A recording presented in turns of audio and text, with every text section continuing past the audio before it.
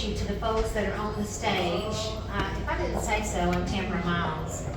Anyway, Vic Bailey Tamel is a spoken rap artist, event host, music producer, audio engineer, graphic designer, videographer, and computer tech.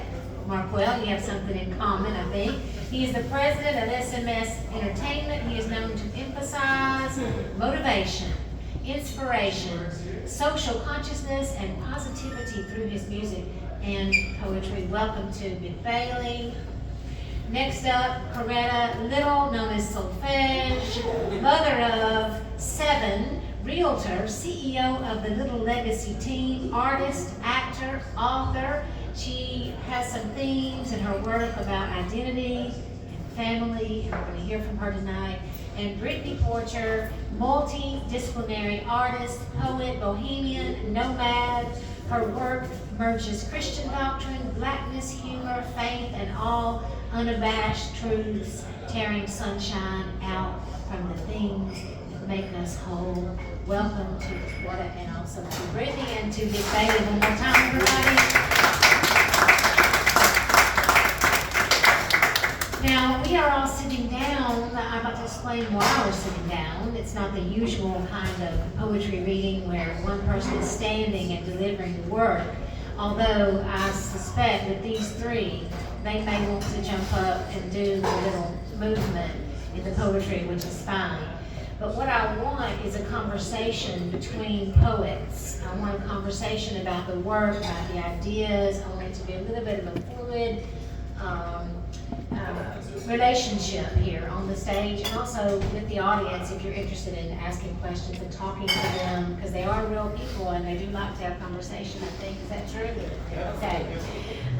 And also our pianist, Markwell Landy, is welcome and encouraged to join in the conversation. I know that he writes some poems, but he thinks that they're not good enough, but I don't agree. Oh, hello Al Black. Hello everybody else who has come in that I did not see. So anyway, we are seated for that reason because I want it to be kind of like a literary salon. We are also seated because I'm hoping that some people who are more comfortable being seated will feel more comfortable with us in this kind of environment. So people who may feel uncomfortable standing at a mic may be willing to sit down in front of a mic, may be willing to use mine later on in the evening because we're going to have an open mic. The table in front of me has the book for the open mic. Please put your name on it. No pressure, just fun. Another bit of love here, all right? So after our poets have had a chance to talk and read and our musician has played a little while, we will then have an open mic and open the floor to you. Okay, so I gave you a card, each of you a card. This will just be a fun opening warm-up here. Coretta, Solfege, would you tell us what is on your card? And then just tell me what you think, what comes to your mind. It could be something from your own work. It can be just an idea, response. And use your mic if you don't mind. Let me make sure I'm reading this word right. Okay. It says wolf. And maybe my writing, I might be great. You using several The times. wolf. Whoa! I thought so. The wolf. Here you go. Okay. Wow. What you thought was a wolf was not a wolf. She was in the mirror. The wolf is at the door. The door is unlocked. The wolf is a man sleeping, surrounded by flowers. Flowers. Flowers. Or followers. Either way. No, not flowers. What do you think about this? If the wolf is in the mirror, the wolf is not the wolf. Oh, wow, that's deep. So what I thought was the wolf wasn't the wolf, but Yeah. the wolf is in the mirror, and the wolf is sleeping in the flower. Yeah, I was not prepared. I should have read that in the That's okay. Think it over. Something might come to mind. Does anything come to mind when she read that about the wolf not being the wolf? I have a poem. I thought you might.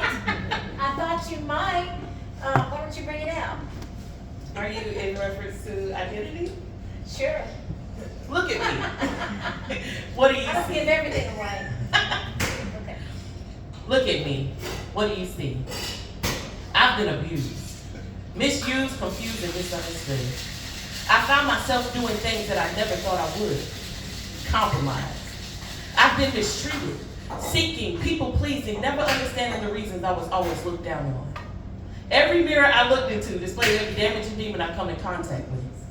Raging with self-hatred, I refused to pass anything that would reflect my image. Discriminated and wounded. Although I feared many things, my greatest fear was me. Great fear of who I become and greater fear of who I be. Who am I? Yo, this spirit man within. And who is this voice I'm hearing that keeps calling me his friend? Telling me my sorrows are coming to an end. Opening up my ears, saying to me, try again, you see.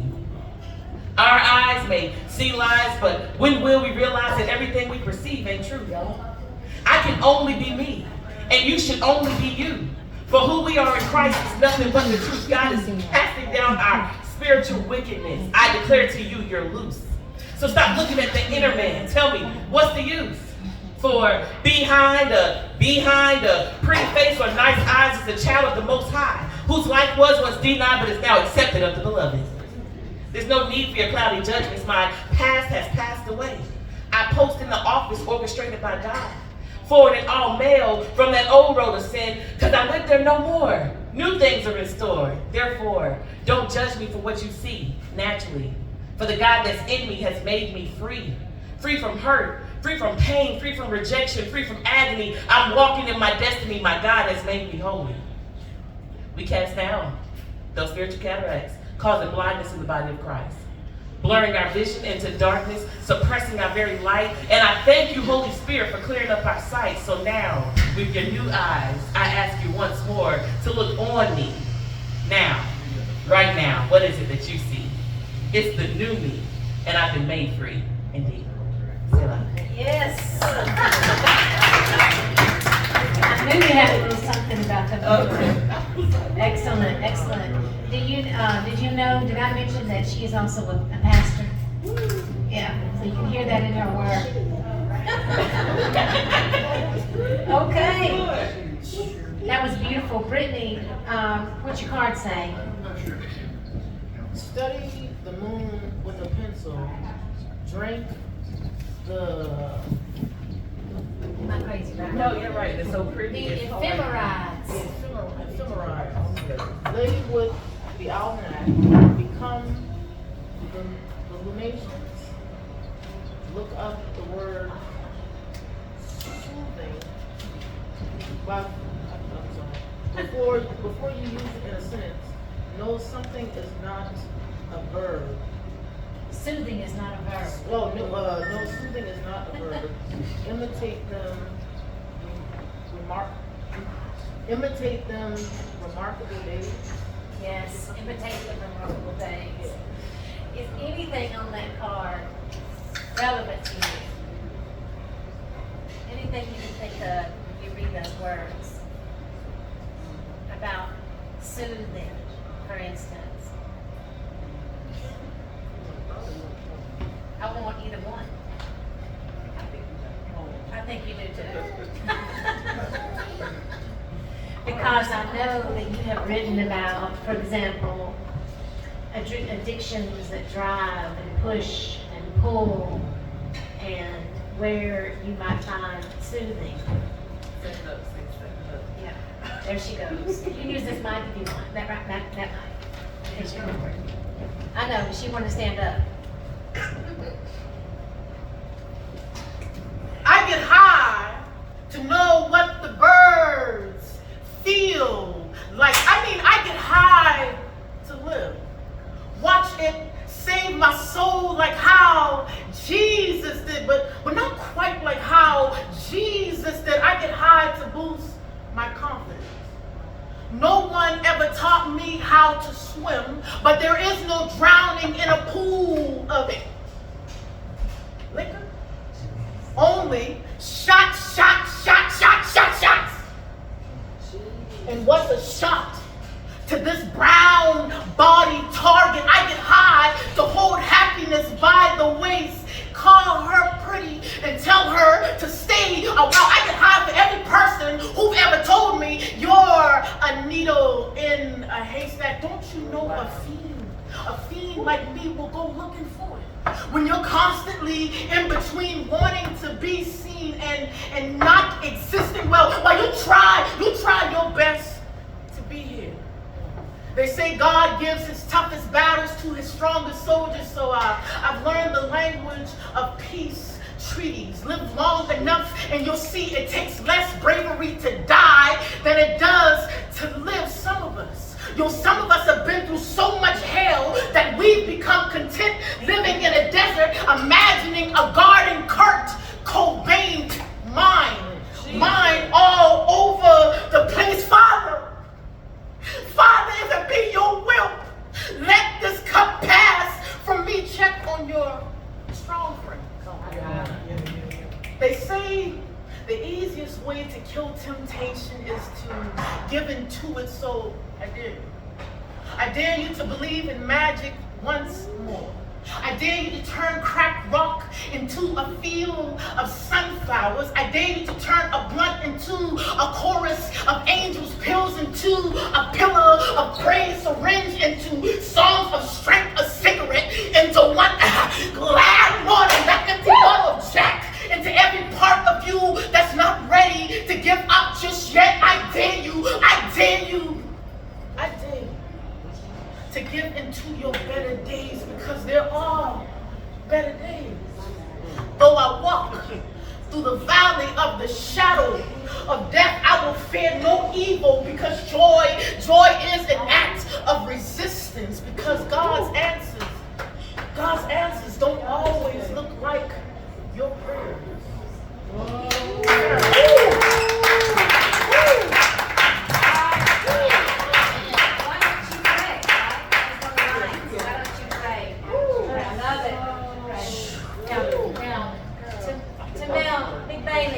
Do you have any thoughts about what the young women have already expressed this evening?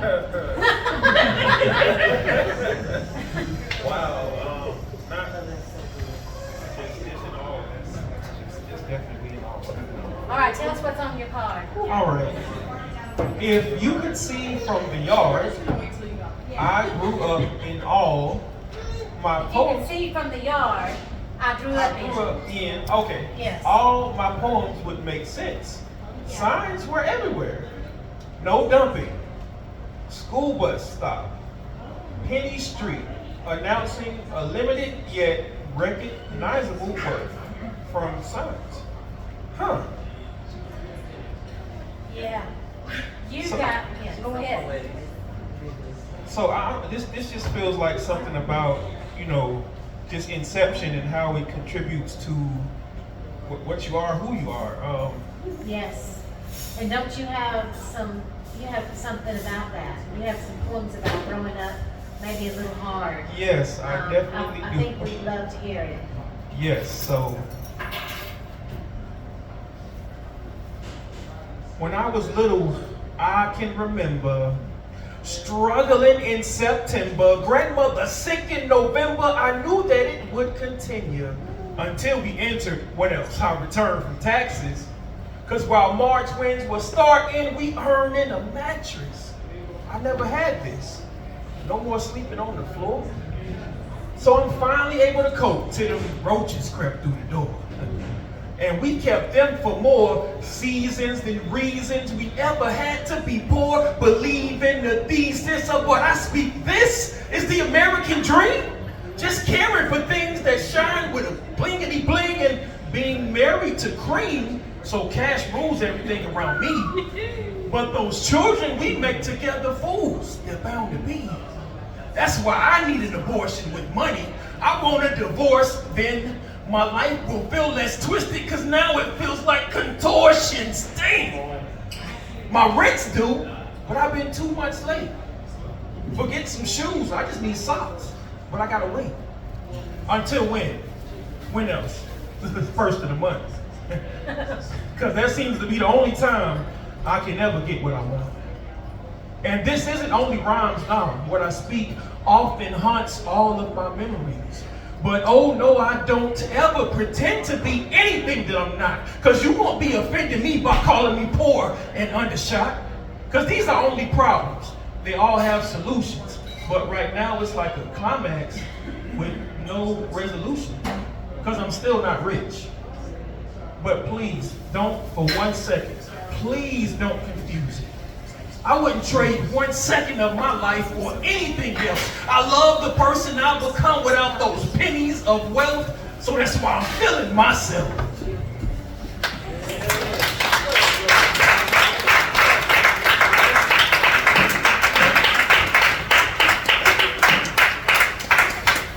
Bailey has also written from his heart about women, womanhood, and the responsibility for taking care of, loving, appreciating, reverencing women. I wonder if you share that with us, Miss Bailey. Oh, no. Let's see, I have quite a bit on that topic. I think this is what I'm going to have to read, actually. I hadn't memorized this yet. So this is titled... So this actually is not just about women per se. This is about everyone, but it's just about love. And it's titled, I Love You. I love you. No. Really, listen and understand me when I say I genuinely love you. Each and every one of you, each and every day, in so many different ways. Yeah, I know what you're thinking. I don't even know you, but guess what? If people can hate others without knowing them, then I can love you without knowing you. And I do love you. Especially those of you who express appreciation for my application of commiseration to your complications through all the devastation. Just know your time is never wasted, and failure is the most outstanding teacher in any situation. I know you will overcome without hesitation. You will reach jubilation. Just maintain the station of growth. No channel changer. You are now tuned into the greatest. Tuned into the depths of your virtue and patience. Never quit on your dreams. DREAMS. Do right eternally and maintain safety. I love you. No. Really listen and understand me when I say I genuinely love you. Each and every one of you. Each and every day in so many different ways. I mean, even those of you who hate me just for waking and giving the gift to receive life daily. Even those of you who hate me just for spreading positivity for free while you always on some F you baby. Even those of you who have hurt, scarred, and marred my spirit, screamed and spewed your negativity so loud that we were all bound to hear it, but now I will continually speak to demonstrate the power of healing through my lyrics. I love you. No. Really listen and understand me when I say I genuinely love you, each and every one of you, each and every day, in so many different ways. I have so much love to give. No, actually, I have given so much love for this journey, this path, this mission. In my position, boundlessness for all is what I envision. Bringing the vision to life will never have limits. I've been doing this for over 20 years, so I need 20 more for optimal visual conditions. Can you see me? I know you hear me, but are you even really listening? Do you genuinely understand, since we are all over here and sitting to comprehend? In the end, just remember, from January to December, there will always be an ember, and we will never, ever surrender. Until the day we can take that ember and fuel the flame of 9,950 degree temperature, 20 degrees hotter than the celestial object responsible for sustaining all life on earth, because our worth is now put first. Through all the hurt, we will emerge, breaking all doubts to scream out loud, love is what it's all about.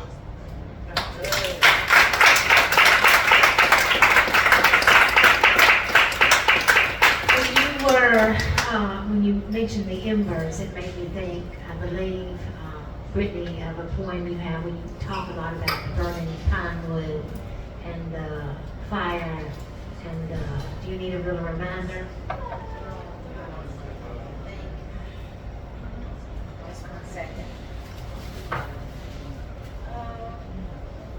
it's all right if you can't think of it. No, I think on it. You got it, you got it?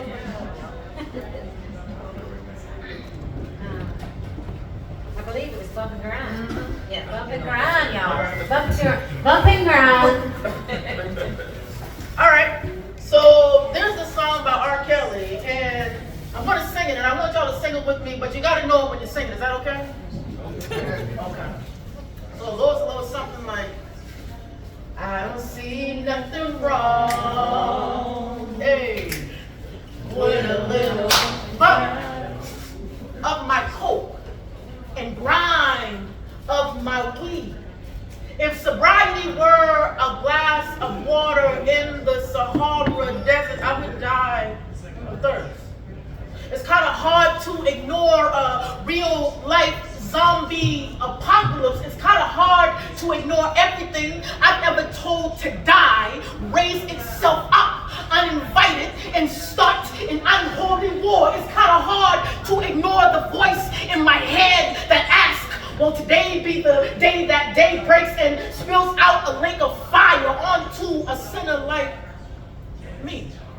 Truth is, I see my bedroom ceiling more than I see my own family. My bedroom has become my own little island, meaning anything outside of it is water. Believe me, I try to go outside and do human things, but no one really knows that you're drowning until you, well, drown. When your body is made of broken glass, there's just some wounds you just can't lick on most days. On most days, y'all. Every waking moment is a carousel, a schizophrenic compass needle, offering motion sickness, but it actually stops to let me up. My therapist said, you're a spiritual person, why don't you pray? So that's what I did. When I prayed for rainbows, I got rain. When I prayed for a raft to save me from all of this water, I got a battleship. When I prayed for a restroom so that I could at least see the writings on the wall, I got a classroom. I want to die. No, pick yourself back up. Walk by faith and not by sight, because God purposely put pits in your path. God purposely put pits in your path. God purposely put pits in your path, in your path, in your path, to remind you that you were born to fly. Martin said, and I have seen the promised land. I may not get there with you, but that didn't stop Martin from dreaming or believing. A friend of a friend once told me, you can't tell me the sky's the limit when there's footprints on the moon. So I sucked all the gravity out of my bedroom. Turned all my worries into the driest pine wood, told the lyrics to, I believe I can fly, to morph itself into the angriest kerosene, and I birthed the greatest bonfire known to man. So let this poem be known as a declaration, be known as a redemption song. Translation: I've lived too much life to give up now. So happy.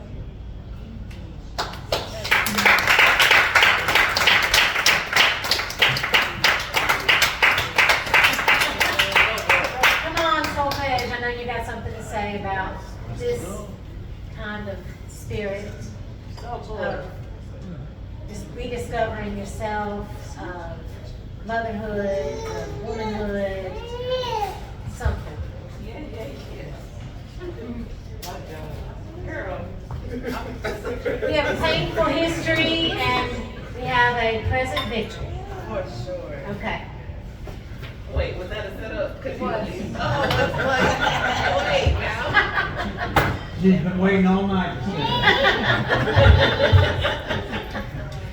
Oh man, I have so many. I don't know where to start. I have some that you haven't read. Go ahead. But let me Go go ahead. before There's no schedule. Because I can't go after I need to take a break. I'm processing. What? I know, bless the Lord. But no, I am very much, can you hear me? Amen. Yes. I'm very much a mom. As you stated earlier, I am a mom of 7 beautiful babies. a golden doodle, and now a bunny. I don't know what's wrong with us, but we just can't, like, we take responsibility. Something's wrong. But I wrote actually a poem for my firstborn baby girl. I don't know if that's the area where you want me to go, but this is what came to mind as she was sharing. Her name is Amaya, and the name of the poem is Amaya. Amaya actually means delightful. I recently wrote a boatload, as you can imagine, of poems about postpartum. Not necessarily the depression, but all of it. Yeah. Postpartum body, postpartum feelings, postpartum desires to jump off a cliff, all the postpartum things. And she came up in one of them. So yeah, Amaya. No one understands me more than her. Every whisper when the chatter has grown above the volume of overstimulation, she knows the tone. Before I can fix my mouth to correct the errors that make me tick, she's on the clock to stop the drop of my countenance. An internal thought of this isn't done awakens her mama's senses. To walk out of a room to process the mess and gather enough strength to handle it, I walk back in to see it's already been done. What a breath of fresh. When she smiles, the rolls of her underground to my soul that only she seems to comprehend. Overstaying to ensure I'm not overwhelmed, I love you. Hearing my heart's cry when the mouth shouts and seeing the pain beyond the anger she gets me. One of the very few who does. My angel, my friend, my firstborn, Amaya.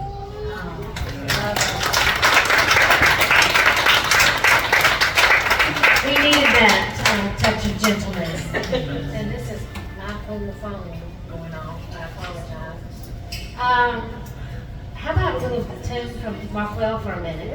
And we'll take a breather. And I'm going to ask you when we come back. I know that there are some points here about mothers, but also grandmothers, and the influence maybe of other people that you might like to read about and talk about. Okay. Whoops, excuse me, Markwell Landy, everybody.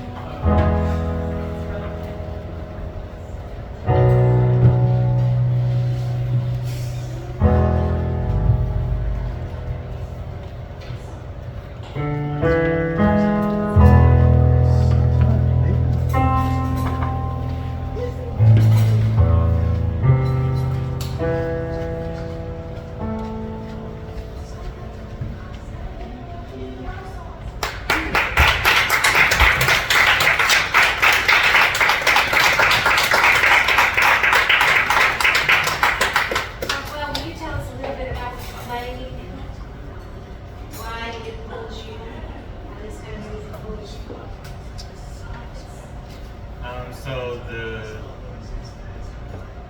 song I just played, it is. So the song I just played is titled Prelude in A Minor by Frederick Chopin. Ever since coming back into piano, I've been playing it since I was about 7 years old. And recently, I started playing it more and more, kind of rediscovering piano in a lot of ways. The interesting thing about piano is that it's a time of reflection for yourself. You don't just practice just to practice. You kind of practice, you kind of discover things about yourself that you express through the music that you end up playing, either for yourself or for other people. For Frederick Chopin in particular, he died when he was born, I think, between 1840 and I would say about 1870. So he died when he was roughly about 37, 35 years old, somewhere along there. The cause of death was tuberculosis, and back then they didn't have any antibiotics for it. So what really pulls me to a lot of his music is the fact that a lot of these songs he wrote them when he had tuberculosis. Even as the pain of it crept on him, as it got stronger every day, he continued to write music until his last and final piece. And a lot of the songs, some of the songs are still pretty happy and pretty joyful, but there are some, like the preludes, that are tell a different side of him, I think, of what he was really feeling during his moments of being such a wonderful composer, and yet he never really got to live to the full extent of his life. It really never reached his full potential. So currently he's my favorite artist. I connect a lot with his preludes and some of his etudes as well. And that's kind of why I kind of playing it for everyone here. Especially, I think it's especially appropriate for the poets that we have here, for a lot of the tone that they're giving from the poems that they're speaking about tonight. So that's why I'm playing this song for you. Thank you for having me play for you. Thank you, Porcher.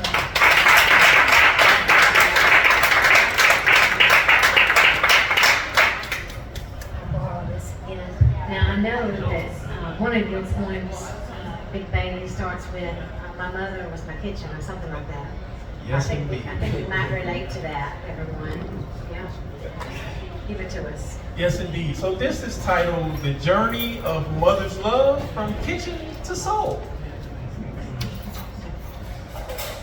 So my mother, Johnny Mae, who was my kitchen. And now you all know how much a fat man like me loves food, right? See, that's why I would so easily say to Johnny Mae almost every single day, "Mom, I love you." I would go to her for nourishment, both physically and mentally. She would feed me. She held the keys to the vehicle that was my heart, but I never had to travel far for kindness, since my mother's emotional mirrors never seemed to have blindness in any spots that are marked like powdered X's. A sweet confection, a trove of treasures even after she drove off this life's exit. You see, I have now learned many lessons about death and how it affects us. But rather than remain in part on the one day I lost her, I instead focus on the many fond memories I'm left with. Because together, her and I reached the nexus between humor and honesty. I honored her. She even honored me. I was never left wandering. My wander years weren't filled with tears, no. They were instead cherished more than that vehicle's brake pads. Yes, I said the brake pads. Because I used to hate that I was left with no great dad, but she was the one responsible for stopping tons worth of that potential damage. See her warm, inviting arms were my car doors. They would open and close upon me, wrapping me like the most delectable sandwich. But in reality, I always wondered how on earth she even managed baking such wonderful and spiritual cakes when given so few ingredients. So to her, I was always obedient, and we never did famish. You know, Johnny May really loved to cook. So now as I look back in the rear view, there is a clear view of how fulfilled my mother's love made me feel. You know, that's probably the reason I'm so fat today, because I'm full of love. Right? No. F-A-T, flourishing all times, and genteel. Because I was a little fat kid always trying to sample before she was even done with the meal. But guess what? Now she has instilled patience and wisdom in me to know, even though she's navigated to her eternal destination, it is within my heart and soul that she will forever have habitation. So now I want every persuasion and every nation to look their mother straight in the face and say every single day, you know I love you, mother. Because you don't have to wait until Mother's Day to show appreciation. If she's passed, then go and pray and say, I love you, mother. And if she's miles away, call her, say, I love you, mother. And if you're estranged from your mother, now is the time to unite. We've got to come together. We've got to do better. Just smile and say, I will love you forever.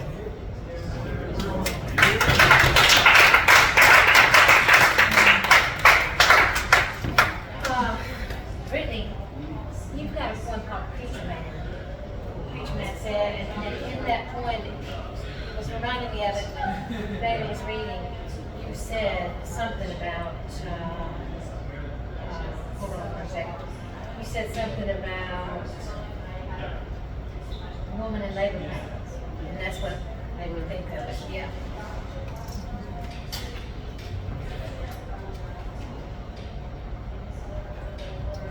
Preacher Man told me, joy will come in the morning.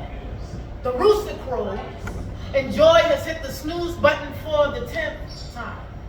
Preacher Man told me, greater is he that is within thee than he that is within the world. And I'm not quite sure if he was talking about God or this sadness I've known longer than my own name.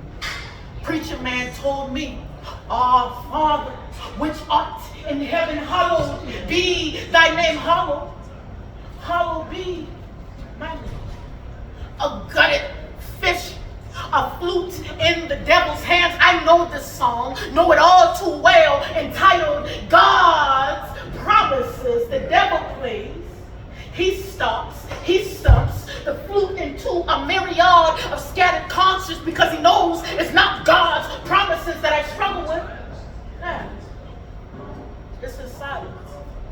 Once I was in a crowded church, full of an ocean of our tears, libations where praises look a lot like drowning. We, the citizens of suffering, we, the great pretenders, we, the pregnant with tears, we, the sick and tired, so tired, we, the strange hanging fruit.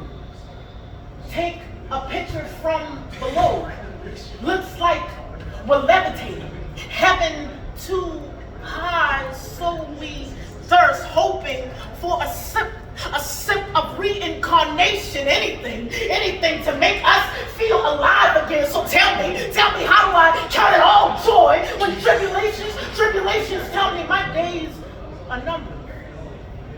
And I'm claustrophobic, and isn't a troubled mind a prison? But isn't freedom surviving? And isn't that also a superpower? And isn't tragedy the ripe fruit that falls to be consumed by triumph? And with enough broken dreams, can't I stitch together a new one?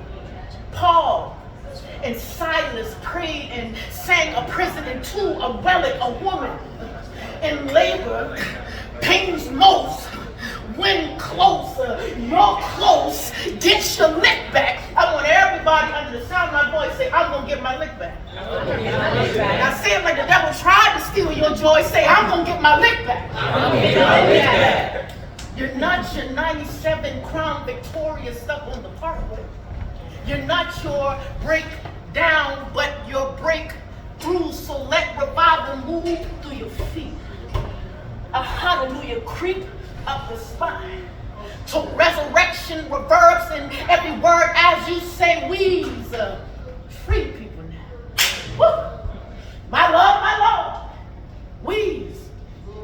A free people now. Well, yeah. I know you got something. I know you got something. Something about the labor pains or the games. I got games. I actually resonated with a lot of my brother over here as he was talking about his big backness, right? So I entered into the realm of big back as an individual. Don't slap me. But after having all the multitude of babies, from the labor pains, I endured more than just children. I used to be I don't even want to talk about it because I don't resemble it at all. But I used to be a fitness trainer. I did over 4 years of weightlifting and bodybuilding and all things of that nature. And then I got married to this amazing man. And he gave me all these amazing babies. I'm joking. No.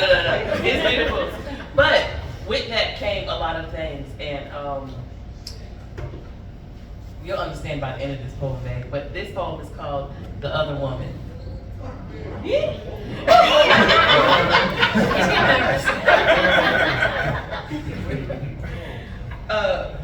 Brace yourself. I don't know when it all began.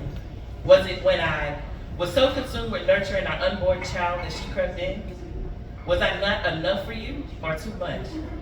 When did the distance expand and allowed your hands to embrace a body unknown? I went into hiding, losing myself to the chaos of heartbreak as I saw your joy persist with no guilt of the unspoken. Wives, like detective eyes, I see you. So, you like big girls now?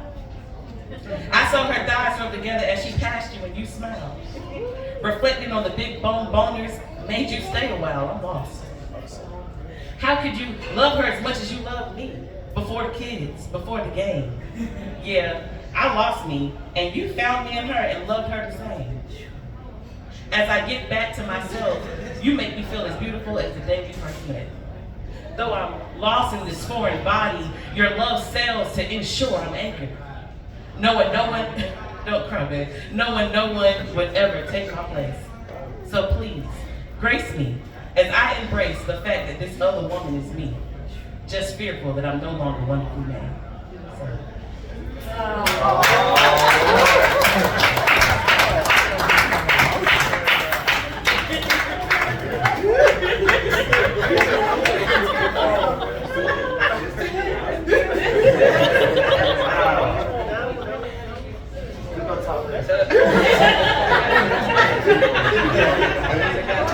I was just gonna say, that's how you make a grown man cry.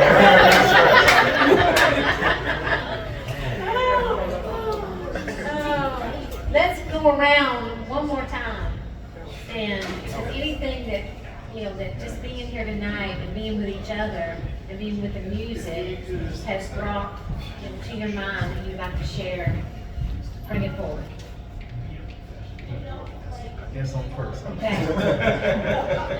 So, I realized where you were going earlier, and I just thought about that was where you were leading me. Yes. I do think that needs to be shared. Yeah. So this is titled "It's Our Fault." We, the true men in the world, must stop turning our backs on these women and girls and start learning the facts. White, yellow, brown, black, they all could have been attacked. So it's a matter of fact, we should do something about that. Give them the courage and strength to speak words so that they can stop hiding and denying the things burned into their psychological skin, which in turn changes their relationships with all men. So I've heard about the dreams they all have, the wanting to overcome, but it's really so hard for them alone to rise up out of those endless dumps. See, They need help, and we must have faith within us that one day, though it's tough, we can all see them trust themselves enough to know that it's not right. And to come out and tell, not tomorrow, but tonight, because I am here. If anyone else hearing this feels the same, open up your ears and your eyes to accept blame, because it's our fault. We're the ones who turn our backs to the truth. It's our fault. We're the ones who misguided them in youth. It's our fault. You disbelieving and thinking it can't be you. Yes, it's our fault, because we're the ones who really violated them too. So then what can we do? Well, we must first change the harsh treating so that physical and emotional scars can stop bleeding. Then maybe they can begin to rebuild the gaping holes in their soul and the spirit that's been killed. Because I truly believe anyone can overcome anything with proper guidance and support. It's always a possibility. Sorry. Yes. Needed to be said. Needed to be said. And I think, unless you have something, I was thinking of ceiling. Okay.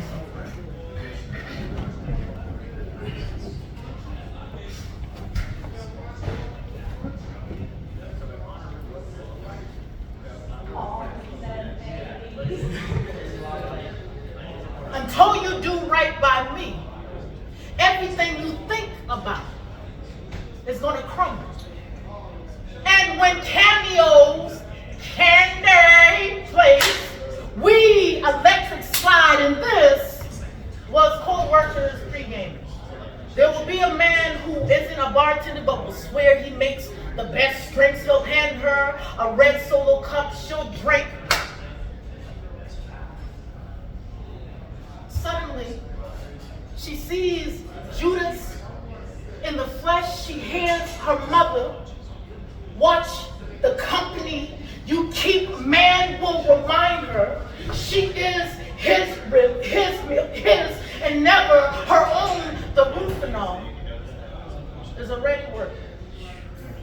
She knows 2 drinks won't warrant this sort of undoing. Her therapist will call the forgotten bits dissociative amnesia. She won't remember much, but she does remember him finishing. And perhaps this is the body's way of saying it's better if you don't know. The number of times you yelled no, and don't, and stop, and no, and she will lay limp, wonder if she satisfies his fetish for necrophilia, and at what moment does she become his muse? 24 hours later, she will wake up naked, less than herself. She will shower, scrub and scrub and scrub, but will only find him. Silence is all she will owe anyone. She won't call herself a survivor. No, that would imply strength, bravery. Still here, and on most days she is none of these things. She won't call it brave. That would imply war. It's been 11 years. She don't want war no more. So she chooses to rewrite the story. In this version, she chooses to forgive him, which is to say, I, Brittany, cannot drink cyanide and expect his funeral, which is to say, in spite of, I'm still here, and I'm gonna be here. I owe it to the woman I'm becoming, and Rashawn, if you happen to stumble across this poem until you do right by me, everything you think about is gonna crumble. Oh. Wow, I really didn't feel I have been brought up in the church tonight. This is beautiful and sad and wonderful. Why don't you wrap it up with something from your heart? Solfege, Brittany, Porcher, Tamara Bailey, known as Big Bailey. Everybody, let's finish it up. I'm crying every time I'm about to go. Because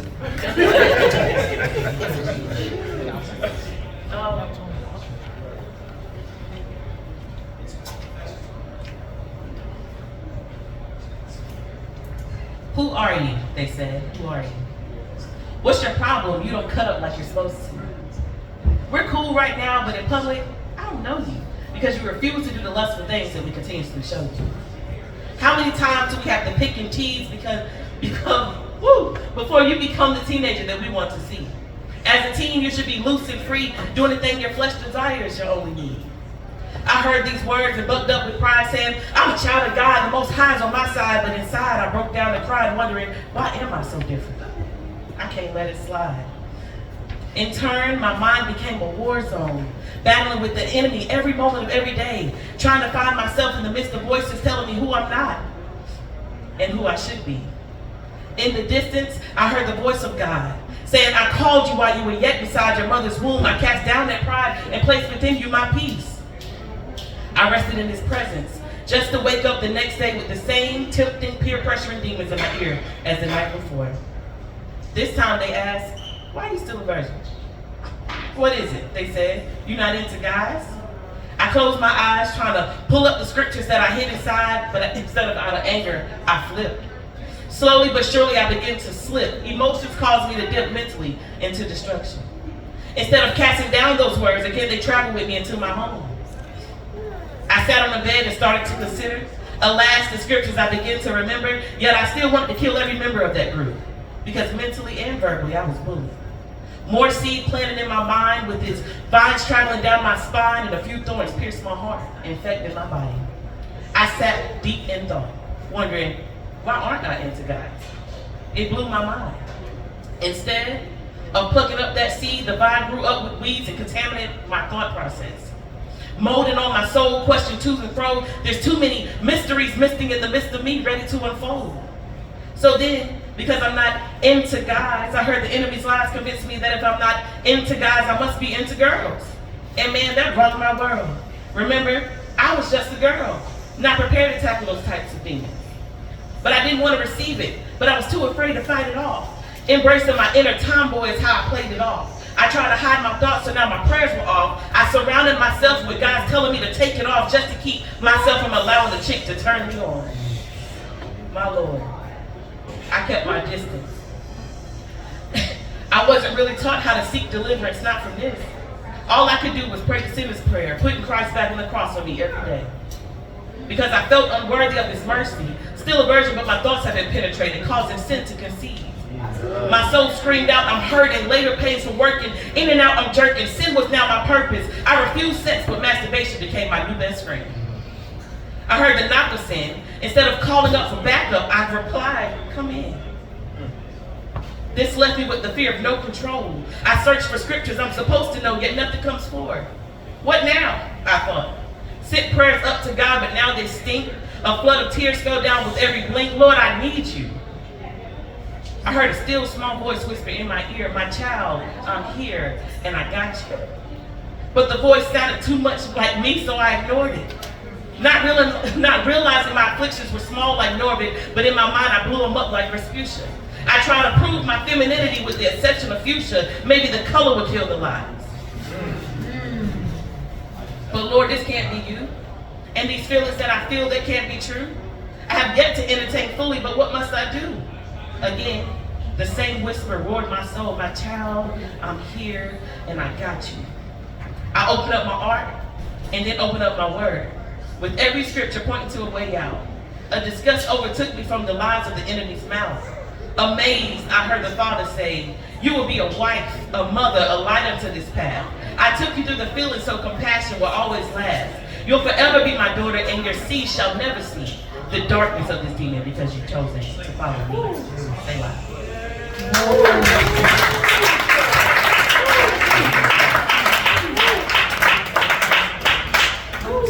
Everyone, I hope the room is smoking. I hope we have been lifted up. up by these words tonight.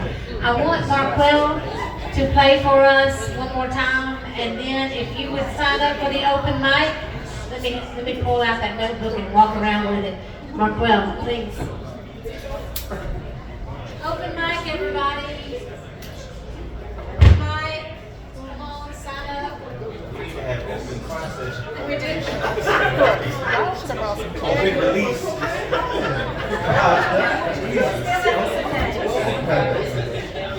Wow. Pass it around. Sign up. I know Al Black's going to be on it. We'll just go this way. All right, let's give Marquel our ear. It's trenches working. You know how.